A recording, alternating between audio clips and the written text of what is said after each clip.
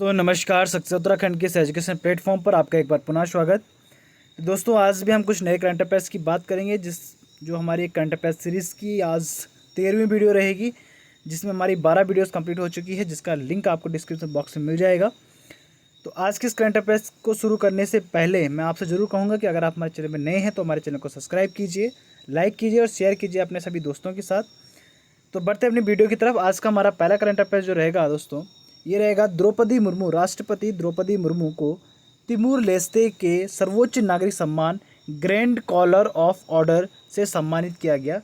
तो grand collar of order जो आपको सम्मान है, ये तिमोर लेस्ते देश का सर्वोच्च नागरिक सम्मान है, जो कि भारत की राष्ट्रपति द्रौपदी मुर्मू जी को इससे सम्मानित किया गया। तो आपको ध्यान रखना है दोस्तों कि हाल ही में ग्रैंड कॉलर ऑफ ऑर्डर पुरस्कार से या सर्वोच्च नागरिक सम्मान से किसे सम्मानित किया गया? तो राष्ट्रपति द्रौपदी मुर्मू को सम्मानित किया गया। आपसे क्वेश्चन बन सकता है कि हाल ही में किस भारतीय को तिमोर लेस्ते का सर्वोच्च नागरिक सम्मान ग्रैंड कॉलर ऑफ ऑर्डर से सम्मानित किया गया?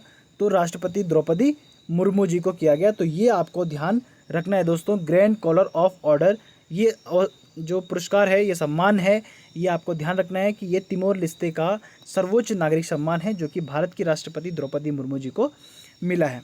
नेक्स्ट आपका प्रधानमंत्री नरेंद्र मोदी 11 अगस्त को 109 उच्च उपज देने वाली फसलों की किस्में जारी करेंगे। तो 109 जो हाई क्वालिटी की जो उपज है, उनको क्या करेंगे, उनकी किस्मों को जो है जारी करेंगे आपके कौन? प्रधानमंत्री नरेंद्र मोदी जी। कब? 11 अगस्त को। कितने? 11 अगस्त को 109 उच्च उपज जो देने वाली जो फसल है, उनकी किस्मों को जारी करेंगे प्रधानमंत्री नरेंद्र मोदी। नेक्स्ट आपका केंद्र सरकार के वरिष्ठ आईएएस अधिकारी, केंद्र सरकार के जो वरिष्ठ आईएएस अधिकारी हैं टीवी सोमनाथन, इनको अगले 2 वर्ष के लिए नया कैबिनेट सचिव नियुक्त किया गया है। तो आपको ध्यान रखना है दोस्तों कि हाल ही में किसे 2 वर्ष के लिए नया कैबिनेट सचिव नियुक्त किया गया है? तो कैबिनेट सचिव किसे नियुक्त किया गया? टीवी सोमनाथन को। आपसे पूछा जा सकता है कि वर्तमान में भारत के केंद्रीय कैबिनेट सचिव कौन है?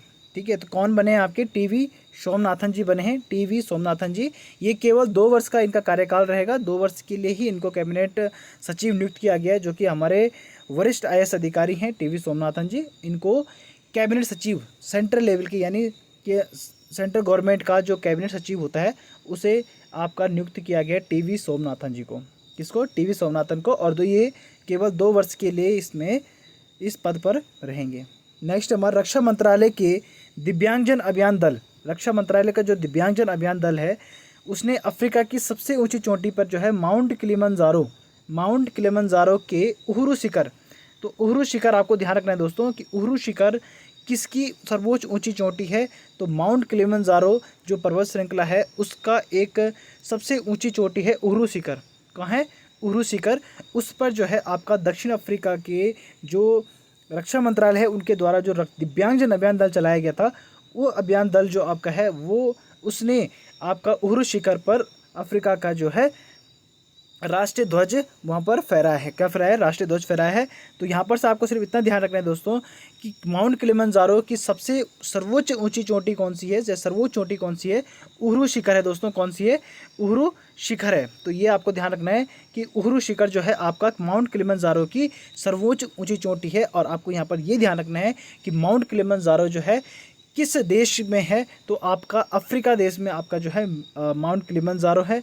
तो अफ्रीका की एक चोटी है आपकी सर्वोच्च ऊंची चोटी, माउंट किलिमंजारो का उहुरु शिखर पर आपका जो है इन्होंने राष्ट्रीय ध्वज फहराया है। तो उहुरु शिखर आपसे पूछा जाए या माउंट किलिमंजारो पूछा जाए, तो ये आपका कहाँ है? अफ्रीका में है दोस्तों। कहाँ है? अफ्रीका में है आपका माउंट किलिमंजारो। और माउंट किलिमंजारो की जो सर्वोच्च ऊंची चोटी है, वो कौन सी है? उहुरु शिखर है। नेक्स्ट आपका राष्ट्रीय आपदा प्रबंधन संस्थान, राष्ट्रीय आपदा प्रबंधन संस्थान ने आपदा प्रबंधन में अंतरिक्ष प्रौद्योगिकी पर, क्या है? अंतरिक्ष प्रौद्योगिकी पर 1 दिन की राष्ट्रीय कार्यशाला आयोजित करके पहला जो राष्ट्रीय अंतरिक्ष दिवस 2024 मना है। क्या मना है दोस्तों? राष्ट्रीय अंतरिक्ष दिवस मनाया गया है राष्ट्रीय आपदा प्रबंधन संस्थान द्वारा। राष्ट्रीय आपदा प्रबंधन संस्थान द्वारा आपदा प्रबंधन में अंतरिक्ष प्रौद्योगिकी पर 1 दिन की राष्ट्रीय कार्यशाला आयोजित की गई थी और इसी के संदर्भ में राष्ट्रीय अंतरिक्ष दिवस 2024 मनाया गया दोस्तों। क्या मनाया गया? राष्ट्रीय अंतरिक्ष दिवस मनाया गया। नेक्स्ट है बांग्लादेश के सर्वोच्च न्यायालय के जो मुख्य न्यायाधीश हैं अबोदुल हसन, कौन है? ओबेदुल हसन। इन्होंने अपने पद से क्या कर दिया है? इस्तीफा दे दिया है। तो जो बांग्लादेश के सुप्रीम कोर्ट के जो मुख्य न्यायाधीश थे अब ओबेदुल हसन, इन्होंने अपने पद से इस्तीफा दे दिया है। तो ये हमारे लिए ज़्यादा इंपॉर्टेंट नहीं है। अगर नेशनल लेवल पर कुछ चीज़ पूछी जाती है तो वहाँ पर ये थोड़ा सा इंपॉर्टेंट हो जाएगा कि इस बांग्लादेश के जो सुप्रीम कोर्ट के मुख्य न्यायाधीश है ओबेदुल हसन, इन्होंने इस्तीफा दे दिया है। तो आपसे पूछ सकता है कि कौन से मुख्य न्यायाधीश हैं जिन्होंने अपना इस्तीफा कार्यकाल में ही इन्होंने क्या है? अपना इस्तीफा दे दिया था, ओबेदुल हसन। नेक्स्ट है आपका भारत के सहयोग से नेपाल में 3 प्रमुख पेट्रोलियम योजनाओं का निर्माण किया गया है। ठीक है, तो भारत के सहयोग से हाल ही में किस देश में 3 प्रमुख पेट्रोलियम परियोजनाओं का निर्माण किया गया? तो कहाँ पर किया गया? आपका नेपाल में किया गया। तो नेपाल में भारत के सहयोग से क्या है? 3 प्रमुख पेट्रोलियम परियोजनाओं का निर्माण किया गया है दोस्तों। नेक्स्ट है हमारा यूट्यूब के पूर्व सीईओ जो है सुशांत वोजस्की, कौन है? सुशांत वोजस्की। इनका 56 वर्ष की आयु में निधन हो गया। तो दोस्तों ये यूट्यूब के पूर्व सीईओ हैं। और अगर हम वर्तमान सीईओ की बात करें तो यूट्यूब के वर्तमान सीईओ जो हैं वो हैं आपके नील मोहन। कौन है दोस्तों? नील, ये मोहन, आपको नाम याद रखना है दोस्तों।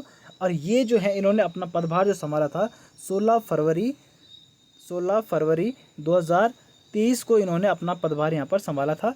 तो नील मोहन जो है 16 फरवरी 2023 से आपके क्या है? यूट्यूब के नए सीईओ हैं। और आपको पता है यूट्यूब को किसने खरीद लिया है? गूगल ने खरीदा है। ठीक है, तो जो आपका यूट्यूब के वर्तमान सीईओ हैं वो कौन है? आपके नील मोहन, आपको ध्यान रखना है। और इन्होंने 16 फरवरी 2023 को ये नए सीईओ बने हैं। और इसके जो पुराने सीईओ थे यानी पूर्व सीईओ थे सुशांत वोजस्की, इनका 56 वर्ष की आयु में निधन हो गया है। यानी ये 56 वर्ष की आयु में इनका निधन हो गया है। नेक्स्ट है हमारा कांग्रेस के दिग्गज नेता और पूर्व विदेश मंत्री जो है नटवर सिंह। कौन है? नटवर सिंह। इनके 93 वर्ष की आयु में निधन हो गया। तो कांग्रेस के दिग्गज नेता और पूर्व विदेश मंत्री जो भारत के रहे हैं वो है नटवर सिंह। इनके 93 वर्ष की उम्र में इनका भी निधन हो गया है। नेक्स्ट है हमारा भारतीय वायुसेना की टुकड़ी मलेशिया में अभ्यास उदार शक्ति 2024, या मैं आपको कहूँ कि आपका जो है उदार युद्ध अभ्यास जो था हमारा उदार शक्ति युद्ध अभ्यास, ये आपका भारत और मलेशिया के बीच वायुसैन्य अभ्यास था जिसकी क्या है जो आपका 4 दिवसीय यहाँ पर युद्धाभ्यास रहा है। जो द्विपक्षीय युद्धाभ्यास था।